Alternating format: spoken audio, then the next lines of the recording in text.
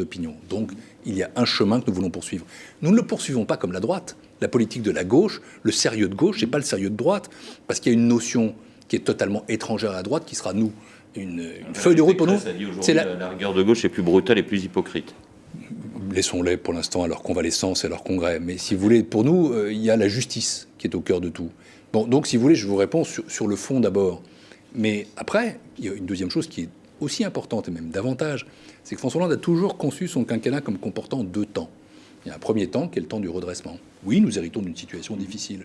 Oui, ce qu'on nous a laissé, c'est un pays dans lequel les réformes n'ont pas été faites. Et Mme Pécresse, M. Fillon, feriez mieux quand même de se taire, parce que quand on a laissé 600 milliards d'euros de dette publique...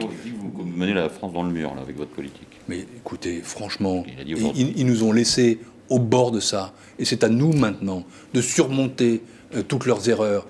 On n'a pas de leçon à donner. Moi, je suis toujours surpris de ce côté, de cette componction professorale de M. Fillon, qui disait qu'il avait trouvé un État en faillite et qui a ajouté à ça 600 milliards d'euros. Ils n'ont pas fait ce qu'il fallait. Je vais prendre un exemple, pour être très concret. Ils ont une crise grave, quand même, qui leur est tombée dessus. Je vais prendre un exemple qui est incontestable. Le déficit public était de 5,2% en 2011. Si nous n'avions pas fait des mesures, si nous ne faisions pas des mesures... Le déficit annuel. Annuel, il serait encore très supérieur à 4,5%. Qu'est-ce que ça veut dire? Ça veut dire qu'ils n'ont rien foutu, pardonnez-moi, pour réduire les déficits pendant cette année. Et c'est à nous que revient maintenant le poids de réformes structurelles justes. Eh bien, nous assumons. Mais qu'ils se taisent, nom de Dieu. Enfin, c'est l'opposition, c'est normal qu'ils s'expriment. Oui, c'est vrai qu'ils s'expriment. Bien.